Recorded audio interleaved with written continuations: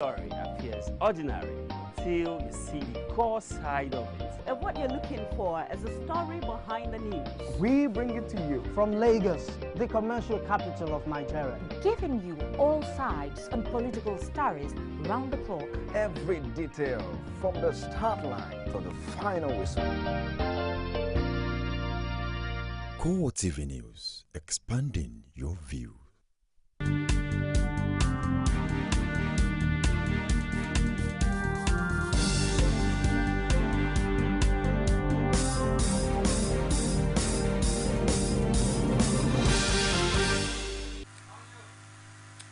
Good evening and thank you for joining us on CoreTV News at 7. I am Ebunlomo Adekunle. The police authorities have signified their intention to seal off the Abuja city centre for what they described as a major event at the Eagle Square on Tuesday. Police spokesman Emmanuel Ojukwu disclosed this in a statement, did not mention the event, but there are indications that President Goodluck Jonathan would be formally declaring his second-term interest at the square. The police plan to divert vehicular traffic from the city centre and want members of the public to use alternative routes. It is also likely that civil servants may enjoy a work-free day because the Federal Secretariat, which is adjacent to Eagle Square, may be evacuated for security reasons. A military helicopter crashed near the NYC orientation camp at Damare in Yola, where displaced persons of the recent insurgency are taking refuge. The helicopter had 4 foreign military crew members.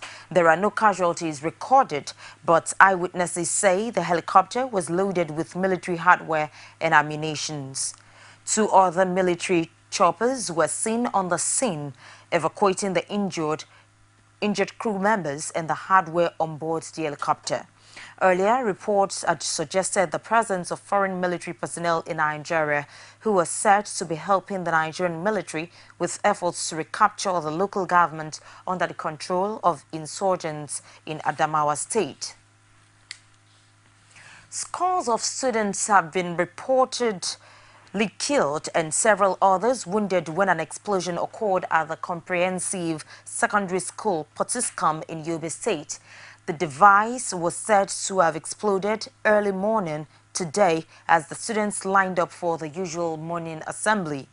The Nigeria Police Public Relations Officer Emmanuel Ojukwu has confirmed the blast at Government Secondary School Potiskum. We'll bring you more details in our subsequent bulletins. A coalition of election observers has expressed concerns at the hitches noticed during the ongoing distribution of permanent voter cards in 12 states. It is also worried that the Independent National Electoral Commission has been silent in the face of complaints over the exercise. The Nigerian Civil Society Situation Room said in a statement that several registered voters have either been turned back in many states or found that INEC officials did not show up. It added that in states like Kano, Ogun and Plateau, there are fewer cards than the number of voters who showed up for their voter cards. The group also noted that inadequate information from INEC officials have heightened fears of disenfranchisement and confusion. It therefore wants the Commission to take urgent steps to rectify the situation. The Independent National Electoral Commission has denied suggestions that some registered persons have been delisted from the voter register. It also insists that all properly registered voters would get their permanent voter cards before the 2015 general elections. INEC spokesman Kayode Idowu described what has been experienced in some states as temporary challenges which the Commission is making efforts to resolve.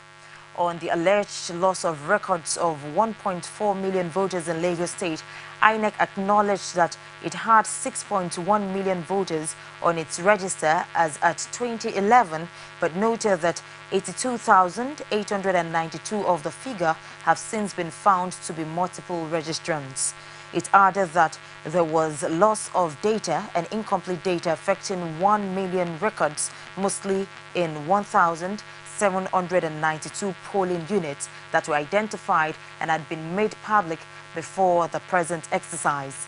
INEC insists that it is not a conspiracy as claimed by some notable figures in the state, and disclosed that the problem would be rectified through the continuous voter registration exercise from November 12 to 17. In spite of the zoning arrangement laid down by the People's Democratic Party in Adamawa State, Governor Balangilari is keen on testing his popularity at the party primaries. He made his position known to journalists in Abuja shortly after returning the nomination form that was picked on his behalf by his supporters. The PDP had zoned the governorship to Adamawa Central, but the governor, who is from Adamawa North, is not bothered. I have made substantial contributions. There are things you do, you don't begin to say it to the world. It's not about pleasing the world. We are on it. It's an ongoing process. It's not a one-day process. It's ongoing, and I can assure you, we are doing our best. We have our own internal mechanisms to resolve things. But I think, believe me, this is a no issue. This is a forgotten issue, as far as I know. But should there be anything, we have internal mechanisms to resolve our disputes. If we get to the bridge, we'll cross. But I'm aware that we've already crossed the bridge on this matter. The former Vice President of Nigeria and presidential hopeful under the All Progressives Congress, Atiku Abubakar, has taken a swipe at the politics of stomach infrastructure as practiced by the PDP. Speaking in Ire-Ekiti, Atiku, who described Nigeria as a sick nation, says priority should be placed on infrastructural development instead of stomach infrastructure, as he promised free education at all levels if voted into power as president. Rashid has the details in this report presented from our studio.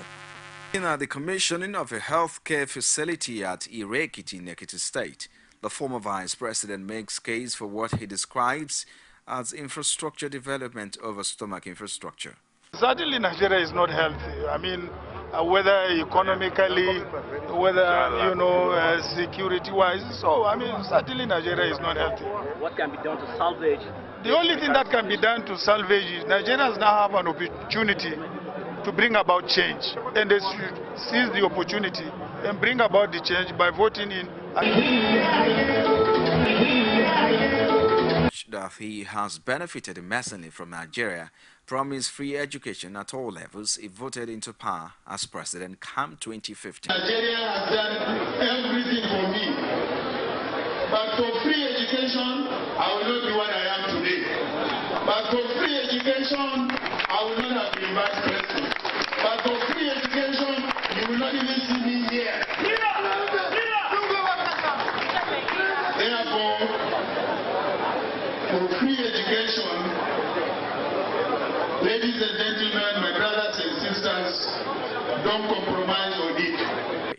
Atiku, who has been very critical of the Goodluck Jonathan administration, did not spare the nation's health sector as it took another run on the state of the nation.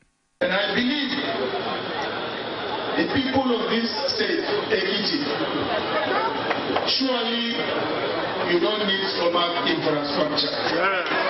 I want to ask you two questions. Will you forgo education for stomach infrastructure? Will you forgo healthcare for stomach infrastructure? Will you forgo infrastructural development for stomach infrastructure? Observers are keenly watching now the likes of Atiku, who has been accused in some quarters of contributing largely to the problem facing Nigeria, will fare come 2015. Meanwhile, a call has been made to government at all levels and politicians alike to save Nigerian health sector from imminent collapse. This was made by the Speaker of the House of Representatives, Aminu Tambuwal, who led other federal lawmakers to Ire-Ekiti in Ekiti State, where one of their own, Bimbo Daramola, held his third account of stewardship to the people with the donation of a 32-bed ultra-modern hospital for his constituency. Here again is Rashid in this report presented from our studio. But with the larger concentration of Nigerians dwelling in the rural areas, access to basic health care and facilities have been a major problem. Speaker of the House of Representatives Aminu Tambwa, while commissioning a 32-bed ultra-modern hospital built by another member of the House, Bimbo Daramola, as a mark of his third annual account of stewardship, admonished governments at all levels to place top priority on the nation's healthcare sector and described the hospital project as a laudable initiative. It's a very, very impressive investment in the healthcare system of this federal constituency of Ekiti State and of the Federal Republic of Nigeria. I commend him for this initiative. The donor of the hospital, however, chose to speak on what informed the project. I have a personal choice and commitment to Almighty God that I will give an account of every authority God has given to me. Every authority comes with responsibility. God gave me the opportunity to represent these people, and I must be able to account for the time that I've had authority. And that's what we've been able to do with this topic. Another member of the lower house, Bamidele Fakparusi, laments the inability of politicians to embark on people-oriented projects and called for a change of attitude. Our healthcare system still needs a lot of investment, and this is part of the investment we are talking about. Having this facility in local environment like this is a lesson for all politicians. It's not, politicians are used to building hotels. Less of us, I want to categorize myself among them, think in this line that there is need for investment in our healthcare system. The politicking motivating the hospital donation, according to some political observers, is what Daramola may not have told the people as reason behind the project at this time, especially ahead of the 2015 elections. But for others, it is better late than never. It's the Core TV News at 7. We'll take a break and we'll be right back with more reports. Don't go away. I no longer worry about deodorant stains with Nivea Invisible for black and white deodorant.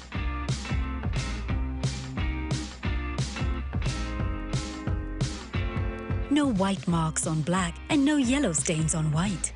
My black stays black and white stays white longer. And I stay 48 hours protected. New Invisible for black and white deodorant from Nivea. Also available, Nivea Men Invisible for black and white deodorant from Nivea Men. And now, ladies and gentlemen, I'd like to introduce someone special here tonight whose understanding, knowledge, and support has truly made our juice company prosper. I wonder what goes into making this. You'd be amazed. It often starts from the farm, where fresh fruits are grown and carefully sorted, and straight on to the factory, where they are pressed, processed, and packaged. Then off they go again, this time to large distributors like you, and retail shops, where people buy and pay with ease. You seem to know quite a lot about this. You work for the juice company then? I suppose I do. Please join me in welcoming our business banking service partner, Stanbic IBTC Bank, to partnerships that move us forward. Stanbic IBTC Bank, moving forward. Thank you for being there. And for more news and other information, you can reach us on our social media platform. On Facebook, it's facebook.com/CoreTV News. On Twitter at CoreTV News NG. And on YouTube, youtube.com/CoreTV, leave a space, then news. Tax experts have blamed poor practice of taxation in Nigeria on inadequate education about its importance and the mismanagement of tax fund. According to key practitioners in the industry, revenue generated from tax can sustain Nigeria like oil revenue if properly managed. Omotayalo has more in this report. With dwindling revenue generation to sustain developmental works in the country, adequate payment of tax appears to be the solution. The Vice President, Institute of Taxation of Nigeria, Tedros Shomorin, says tax laws are too complex and shield Nigerians from compliance. Can also translate some of the tax laws because the people that are selling the informal sector many of them they cannot read. So maybe you need to to translate some of those laws into vernacular, Igbo, Yoruba, Hausa, make it very easy for them. But the awareness must be there. Then the tax money should be well spent. Putting the compliance level of Nigerians to tax payments at 30% with hope of an improvement, past President Chartered Institute of Taxation of Nigeria, Razak Qadri, says government should be more trustworthy in maximizing taxpayers' money. A major problem that we have in the tax system right now is the fact that people tend to, bring up tax issues without having cognizance of the fact that it has to pass through the assembly, National Assembly and State Assembly. And even in the case of the local government, it still has to pass through the State Assembly. But what we find out is that people start bring out tax laws just maybe from their bedroom or whatever. And unfortunately, Nigeria find it difficult to even take these people to court. We need to really start asking for our rights. Once we start that, then I think we'll just be paying what we're not supposed to actually pay for. Stating the readiness of the Society of Women in Taxation to disseminate adequate tax education, the national chairperson of the society, Dinah Rose Ajayi, is of the view that culture of tax payments can be improved if the government gives its citizens enough reason to be committed. We in Sweets, as women, we are nation builders, we are home builders.